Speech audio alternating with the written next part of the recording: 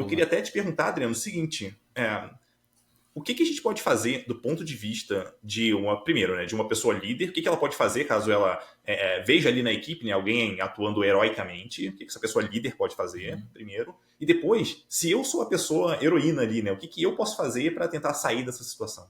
Boa. Eu acho que do liderado é mais fácil, sinceramente, assim. Eu posso falar por práticas que eu já usei, assim. Então, por exemplo, se eu vejo uma pessoa que está muito em evidência, assim, não no lado negativo, tá? Mas realmente como o herói resolvendo todas as buchas, a primeira coisa que eu posso pensar como gestor é reorganizar a estrutura do trabalho, né? Eu vou usar o termo processo, mas não no sentido, né, aquele sentido que as pessoas ficam com preguiça, que acham que vai burocratizar. Mas não é. São acordos, talvez seja uma palavra melhor. Fazer acordos entre o time para dimensionar melhor a carga de trabalho. Então, talvez rediscutir uma priorização de alguma coisa, discutir a carga de trabalho de algum jeito. Você pode até não conseguir, né? Porque às vezes é uma questão cultural, mas eu acho que envolve tentar, né? Negociar com o produto, com o negócio e tudo mais. Esse é um primeiro ponto. O segundo é ter práticas de compartilhamento de conhecimento. E aí tem várias dinâmicas, katas, dojos, sei lá, brawl bags, tem várias dinâmicas que você pode usar, né? E tal, para meio que a gente forçar essa passagem de conhecimento entre as pessoas.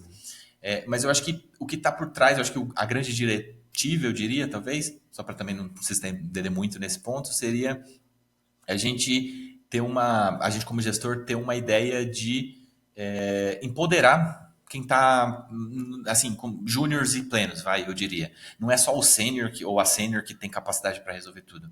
Um pleno dentro, eu acho que a gente como gestor, a gente consegue às vezes fazer esse julgamento de, eu consigo colocar esse pleno ou esse júnior numa tarefa um pouquinho mais desafiadora, com um colchão assim de segurança para caso ele cometa algum engano, se eu acompanhar essa pessoa, né, consegue ir pegando senioridade, casca, né, de resistência e tudo mais, com problemas mais complicados, assim, é o que eu tento fazer, sabe?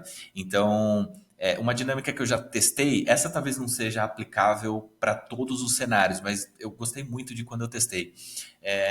A gente estava fazendo era um contexto de um novo sistema, com uma nova arquitetura, e aí eu sugeri para todo mundo dar uma solução, do júnior ao sênior. E depois a gente chegou e meio que fez um merge. Eu sabia mais ou menos, né? Caso tudo falhasse, eu tinha já um plano B de uma solução já desenhada que eu sabia que ia funcionar. Mas eu pedi meio que pra gente, cada um forçar uma solução para fazer um merge assim no final e acabou dando super certo. Óbvio que eu tinha um pouco mais de tempo para pensar nisso, mas também não foi 50 sessões, gente. Era um projeto um pouco menor, com 1, 2 dias de discussão já resolveu, sabe? Acabou sendo uma dinâmica legal, porque uma coisa que eu percebo é meio que o paradoxo da senioridade, assim.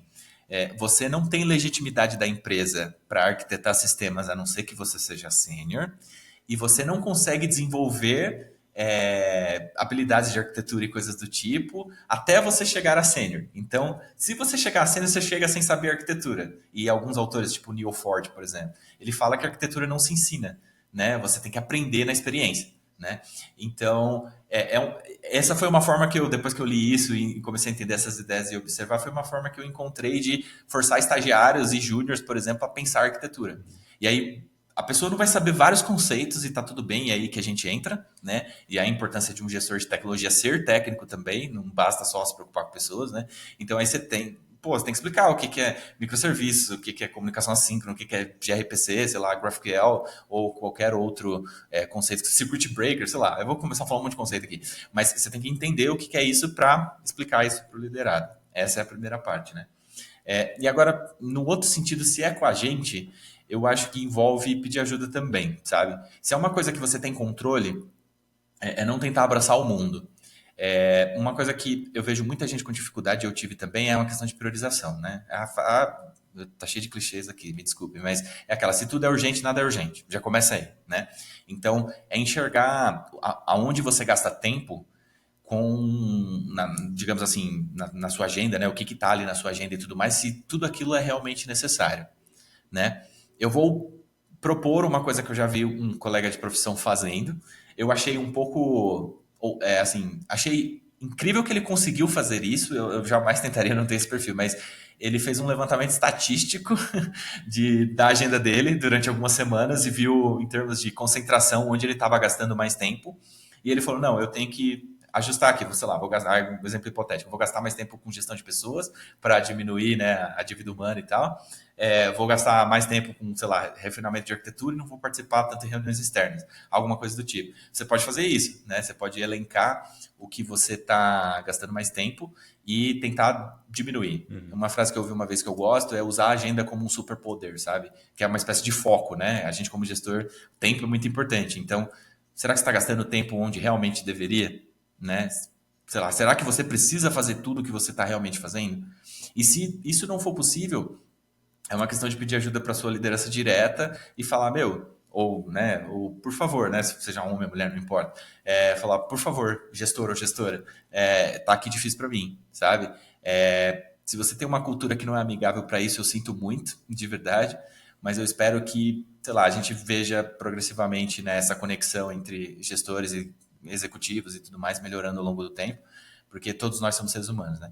Então, é pedir ajuda mesmo e falar o que eu consigo abandonar aqui, o que eu consigo, às vezes, né? Isso aqui é realmente importante, se você não tiver certeza e tal, para tentar fazer menos, sabe? Eu acho que não é só porque não necessariamente a gente precisa fazer tudo o tempo todo, ser 200% produtivo, hiper produtivo, coisa do tipo. Geralmente o resultado é burnout. Então, será que se eu fazer menos, melhor e com mais foco, eu não alcanço mais resultados, né? Aí é o clichê de sempre, né? Se tudo é urgente, nada é urgente, mas o importante é algumas poucas coisas são realmente importantes, né?